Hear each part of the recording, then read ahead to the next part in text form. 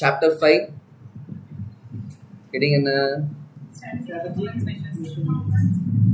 so like chapter 5 என்ன பார்க்க போறோம்னா strategic performance measure. ஓகேவா, இது வந்து ஒரு இண்டிவிஜுவலான டாபிக் தான், ஆனால் கொஞ்சம் எக்ஸாம் பாயிண்ட் ஆஃப் வியூவில் இது ரீசெண்டாக கொண்டு வந்த டாபிக் அமெண்ட் பண்ணியிருக்காங்க. ஸோ அண்ட் இம்பார்ட்டன்ட் கொஸ்டின்ஸ் வரதுக்கான சான்சஸ் வந்து ஜாஸ்தி. A companies performance, okay, a company performance depends on execution of strategy. The company continuously outperform their competitor or those who execute well.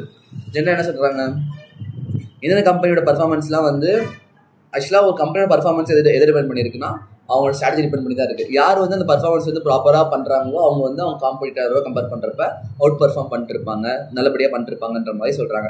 Executive in a variety of business should explore about utilizing strategic performance management. இந்த எக்ஸிக்யூட்டிவ்ன்றது எதை மீன் பண்ணுறாங்க அப்படின்னா, நம்ம எப்படி வந்து strategic performance measurement இருக்குல்ல, SPM, அதை வந்து நம்ம எப்படி யூட்டிலைஸ் பண்ணுறோமோ அதை பொறுத்து நம்ம எக்ஸிக்யூஷன் இருக்குன்ற மாதிரி சொல்கிறாங்க.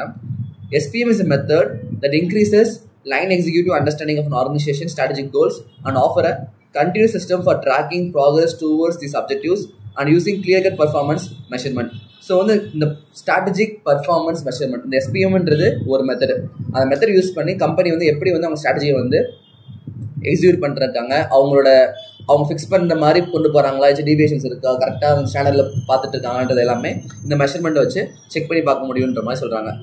SPM helps to eliminate by establishing a common language among all divisions of the organization so they may communicate openly and productively. எல்லா ஆர்கனைசேஷனுக்குள்ளேயும் ஒரு கோஆர்டினேஷன், கம்யூனிகேஷன் எல்லாமே ப்ராப்பராக இருக்கும். ஸோ தட் அவங்க வந்து எஃபெக்டிவாக அவங்க ஒர்க் வந்து பண்ண முடியும். Strategic performance measures are key indicators that organization use to track the effectiveness of the strategies and make informed decisions about resources allocation. So வந்து இந்த SPM இருக்குல்ல, SPM அது வந்து one of the key indicator. அந்த இண்டிகேட்டரை வச்சு company வந்து அவங்களோட ஸ்ட்ராட்டஜி வந்து எந்த அளவுக்கு எஃபெக்டிவாக ஒர்க் பண்ணிட்டு இருக்கு, சேம் டைம் வந்து அவங்க ரிசோர்ஸ்லாம் வந்து எந்த அளவுக்கு வந்து பெட்டர் யூட்டிலைஸ் பண்ணிட்டு இருக்காங்க அப்படின்றத பார்க்க முடியும்.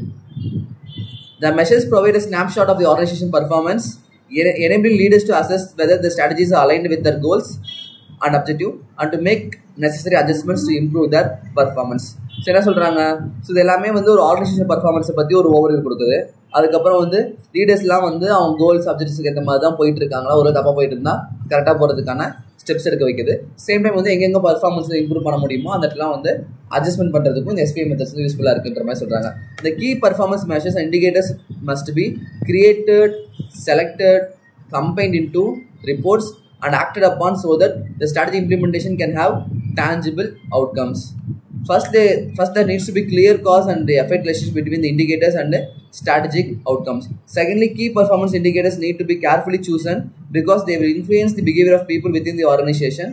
However, managers should be aware of paralysis by over analysis. So என்ன சொல்கிறாங்கன்னா, இந்த கீ பர்ஃபார்மன்ஸ் மெஷர்ஸ்லாம் இருக்குல்ல, அது எல்லாமே வந்து இண்டிகேஷன்ஸ், ஸ்ட்ராட்டஜியோட இண்டிகேஷன்ஸ். அதை கரெக்டாக வந்து சூஸ் பண்ணி கரெக்டாக வந்து ஃபாலோ பண்ணி கரெக்டாக வந்து இம்ப்ளிமெண்டேஷன் பண்ணியிருக்கணும். ஒருவேளை லைக் அந்த கீ பர்ஃபார்மன்ஸ் மெஷர் வந்து ரொம்ப கேர்ஃபுல்லாக பண்ணாம விட்டாங்க அப்படின்னா அதில் ஒர்க் பண்ணுற பீப்புள்ஸ் இருக்காங்கல்ல, அவங்க எல்லாத்தையுமே வந்து அதை இன்ஃப்ளூயன்ஸ் பண்ணும். லைக் நெகட்டிவ் இன்ஃப்ளூயன்ஸ் பண்ணலாம், பாசிட்டிவாகவும் இன்ஃப்ளூயன்ஸ் பண்ணலாம். நெக்ஸ்ட் என்ன சொல்கிறாங்க, managing the political aspects of implementing a strategy. The people involved in the planning process for the implementation of strategy may be affected by two set of forces. ஒன்று பார்த்தோன்னா வந்து rational force, இன்னொன்று பார்த்தோன்னா self analysis. ஒன்று வந்து rational force, இன்னொன்று பார்த்தோன்னா வந்து பொலிட்டிக்கல் ஃபோர்ஸஸ். ஸோ இந்த ஸ்ட்ராட்டஜி இம்ப்ளிமெண்டேஷன் பண்ணுறாங்கல்ல, அந்த இம்ப்ளிமெண்டேஷன் பண்ணுற பீப்புள் எல்லாத்துக்குமே வந்து ரெண்டு செட் ஆஃப் ஃபோர்ஸஸ் தான் அஃபெக்ட் பண்ணும். ஒன்று வந்து பார்த்தோன்னா rational forces for openness, communication and self analysis. இன்னொரு ஃபோர்ஸ் என்னன்னு பார்த்தோன்னா வந்து political forces concerned with preserving empire and fostering internal rivalry that urge knowledge retention, selective communication and caution. ஜென்ரலாக வந்து ரெண்டு ஃபோர்ஸஸ் நான் வச்சுக்கோங்க, ஒன்று வந்து ரேஷனல் ஃபோர்ஸ், இன்னொன்று வந்து political forces. When these two techniques conflict, the politically acceptable aspects may end up an explicit strategy, while the sensory elements may form an unspoken plan that contains the implicit strategy. சரி, okay, அது விட்டுருங்க.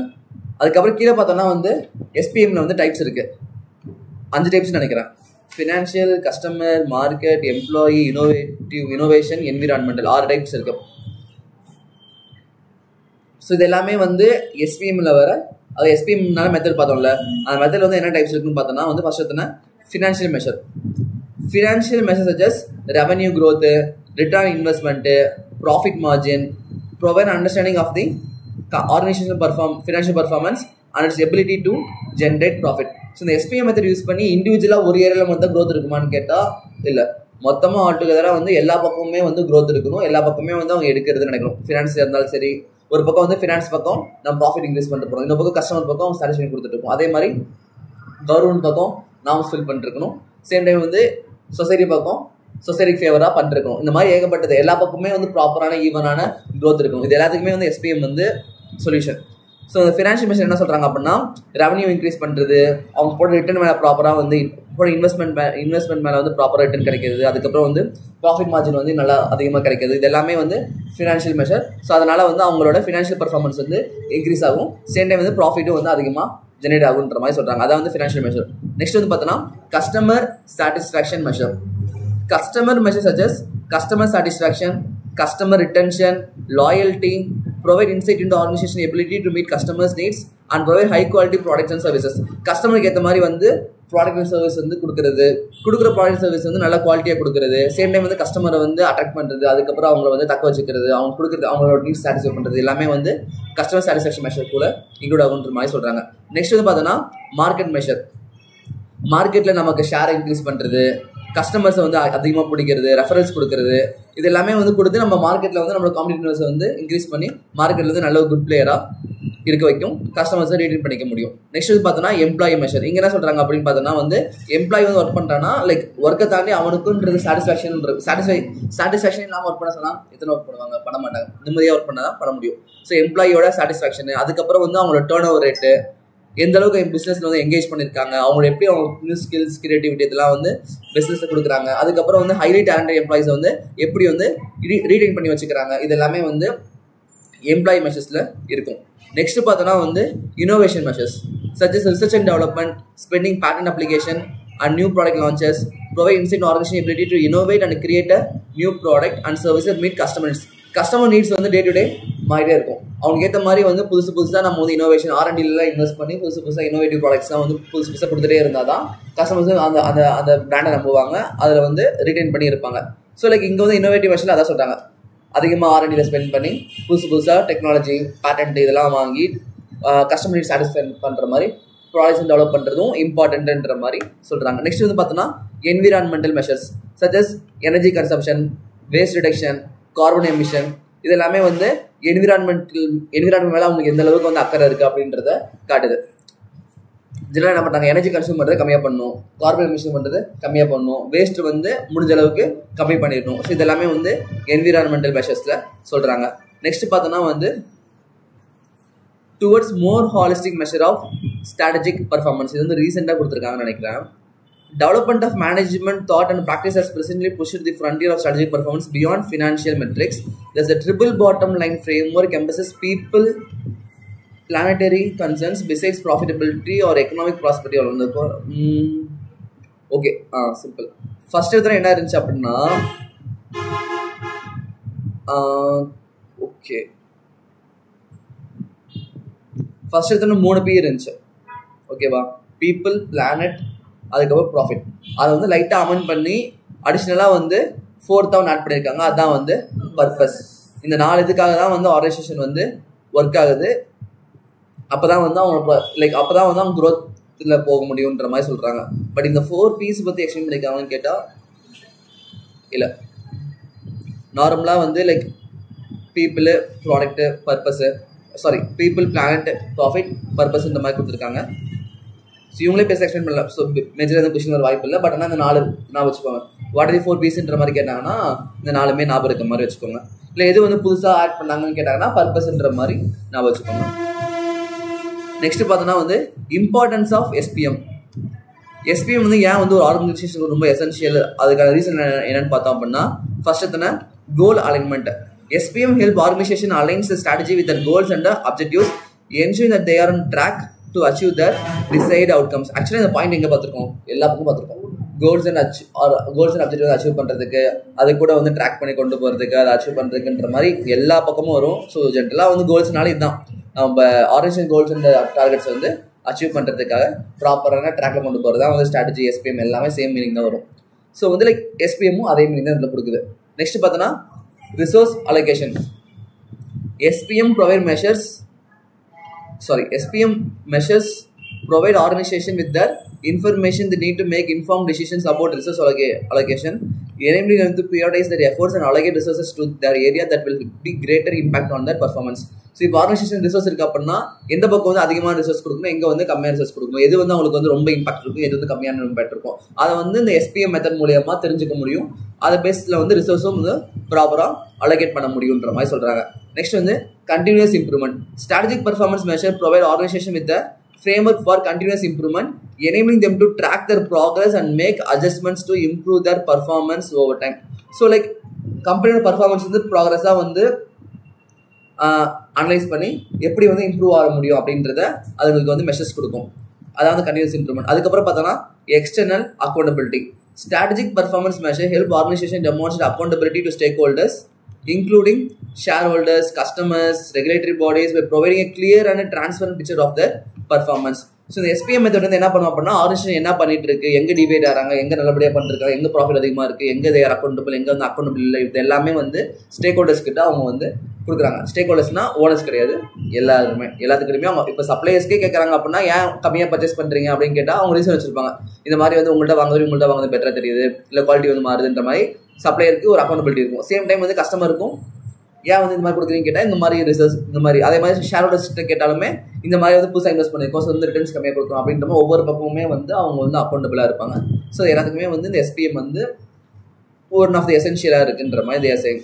Next பார்த்தோன்னா choosing the right strategic performance measure. So எப்படி வந்து ஒரு கரெக்டான strategic performance மெஷரை வந்து choose பண்ண முடியும்னு கேட்டோம் அப்படின்னா அதில் வந்து again they are saying 4 points. ஒன்று பார்த்தோன்னா ரெலவன்ஸ், அதுக்கப்புறம் data availability, data quality, data timeliness. So the measure should be relevant to the organization goals and objectives, providing actionable and meaningful information. This ensures that the performance measure are directly aligned with what the organization aims to achieve and that the information obtained can drive improvements and strategic decisions. So organization கிடைக்கிற இன்ஃபர்மேஷனாக இருக்குல்ல அது எல்லாமே வந்து அவங்களோட goals and அப்ஜெக்டிவ்ஸ்க்கு சம்மந்தப்பட்ட இன்ஃபர்மேஷனாக ரெலவெண்ட்டாக இருக்கணும் and வந்து மீனிங்ஃபுல்லாக இருக்கணும். சம்மந்தமே எல்லாம் வேறு ஏதோ இன்ஃபர்மேஷன் எடுத்துட்டு மீனிங்லெஸ் இன்ஃபர்மேஷன் எடுத்துக்கிட்டு அது கூட கோலை வச்சு கம்பேர் பண்ணிட்டு இருக்க முடியாது. ஸோ வந்து ஃபர்ஸ்ட் எடுத்தோன்னா SPMல ரெலவெண்ட்டான இன்ஃபர்மேஷன் எடுத்து அனலைஸ் பண்ணி பார்க்கணும். செகண்ட் பார்த்தோன்னா வந்து டேட்டா அவைலபிலிட்டி சொல்கிறாங்க. The measure should be based on data that is readily available and can be collected and analyzed in timely manner. This is important to ensure that the organization can efficiently gather and utilize the data without significant delay or obstacles. So வந்து timely மேனரில் டைமுக்கு என்ன data வந்து மார்க்கெட்டில் அவைலபிளாக இருக்கோ அந்த data வந்து கரெக்டாக அனலைஸ் பண்ணி அவங்களுக்கு என்னென்ன வேணுமோ முடிவு பண்ணும். ஒரு அவுடேட்டட் ஒரு 3 வருஷம் முன்னாடி நடந்திருக்கும் டேட்டா அதை எடுத்து ஒரு இன்ஃபர்மேஷன் கேதர் பண்ணிக்கலாம். பட் ஆனால் அதை பேஸ் பண்ணி இன்னைக்கு வந்து ஸ்ட்ராட்டஜி போட்டோம்னா ஒர்க் அவுட் ஆகுது. கரெக்டான டேட்டா இருக்கோ அந்த டேட்டா தான் ஒர்க் அவுட் பண்ண முடியும். நெக்ஸ்ட் பார்த்தா data quality. The measure should be based on a high quality data that is accurate and reliable. Accurate and reliable data are crucial for making informed decisions and assessing the true performance of the organization. So மேலே அந்த data பார்த்தோம்ல அப்படி correct data வந்து பார்த்தோன்னா வந்து அக்யூரேட்டாகவும் இருக்கணும், ரிலையபிளாகவும் இருக்கணும். அதாவது லைக் ஒரு ட்ரஸ்டடான சோர்ஸ் கிட்ட இருந்து வந்திருக்கும். சும்மா ரோட்ல நடந்து போயிட்டு இருக்கோம், ஏதோ 2 பேர் பேசிட்டு இருக்காங்க அப்போ அதை பேஸ் பண்ணி நம்ம வந்து ஸ்ட்ராட்டஜி ஃபார்ம் பண்ண முடியுமா? அது வந்து உண்மையானு கூட தெரியாது. அதே வந்து ப்ராப்பராக வந்து இன்ஃபர்மேஷன் வந்து நியூஸ் சேனலில் வருது, இல்லை பேப்பரில் வருது, இல்லை வேற ஏதாச்சும் வந்து ஸ்ட்ராட்டஜி ஒரு மிகப்பெரிய ஆள் வந்து ஒரு கான்செப்ட் வந்து புதுசாக எக்ஸ்பிளைன் பண்ணுறாரு அப்படின்னா அப்போ வந்து அது அக்யூரேட்டாக அந்த ரிலையபிளான இன்ஃபர்மேஷன். சும்மா ரோட்டில் வந்து யாருமே ஒரு அன்எஜுகேட்டட் ஃபெல்லர்ஸ் வந்து பேசிட்டு போகிறதெல்லாம் பேஸ் பண்ணி பண்ணுறோம்னா அது வந்து ரிலையபிள் கிடையாது. அதான் வந்து சொல்கிறாங்க டேட்டாவோட குவாலிட்டி எப்படி இருக்குது, யார்கிட்ட அந்த இன்ஃபர்மேஷன் கிடைச்சிருக்கு, டேட்டாவோட குவாலிட்டி அதை பேஸ் பண்ணியிருக்கு. அதுக்கப்புறம் பார்த்தோன்னா data timeliness. The measure should be based on data that is current and up to date. Timely data allow organization to make informed decisions quickly, enabling them to respond promptly to changes and emerging challenges. So data வந்து time கிடைக்கணும். இப்போ environment ஏதாவது changes நடந்துட்டு இருக்கு அப்படின்னா அந்த data வந்து டக்குன்னு நம்ம கிடைச்சிச்சு அப்படின்னா நம்ம குயிக்காக ரெஸ்பான்ஸ் பண்ணி அதுல இருந்து எஸ்கேப் ஆக முடியும். ஒருவேளை அந்த ப்ராப்ளம் வந்து நம்ம ஃபுல்லாக அஃபெக்ட் பண்ணதுக்கு அப்புறம் அந்த டேட்டா கிடைக்குது அப்படின்னா வேஸ்ட் தானே, ஃபர்ஸ்டே கிடைச்சாதான் யூட்டிலைஸ் பண்ணிக்க முடியும். ஸோ இங்கே வந்து டைம்லினஸ் பற்றி சொல்றாங்க. 4 பாயிண்ட். ஒன்று வந்து relevance, availability, அதுக்கப்புறம் quality and then timely. So these factors are important because they provide a framework for organization to assess the source of the strategy, identify area for improvement and make informed decisions about resource allocation. Okay. So இங்கே மேலே டேட்டாலாம் வச்சு தான் வந்து organisation வந்து அவங்க goals and objects வந்து achieve பண்ண முடியும், இன்ஃபர்மேஷன் எடுக்க முடியும், அவங்க ரிசோர்ஸ் வந்து ப்ராப்பராக அலோகேட் பண்ண முடியும் அப்படின்ற மாதிரிலாம் சொல்கிறாங்க. அவ்வளோதான் சாப்டர் 5 ஓவர். ஸ்ட்ராட்டஜிக் பர்ஃபார்மன்ஸ் வந்து ஈஸியான கான்செப்ட் தான். ஆக்சுவலி எல்லாமே ஈஸியான கான்செப்ட் தான், நம்ம எடுக்கிறதா இருக்குது. ஸோ நம்ம எதுவுமே ஸ்கிப் பண்ண கிடையாது. புக் பேக்கில் எல்லா கொஸ்டின்ஸுமே வந்து கவர் பண்ணுறோம். நம்ம ஸ்கிப் பண்ணதுமே வந்து லைக் சின்ன சின்ன பாயிண்ட்ஸ் ஸ்கிப் பண்ணியிருப்போம். பட் ஆனால் அது எதுவுமே இம்பாக்ட் இருக்காது, நார்மலாக தான் இருக்கும். ஸோ இந்த சாப்டர் வந்து ஓவர்.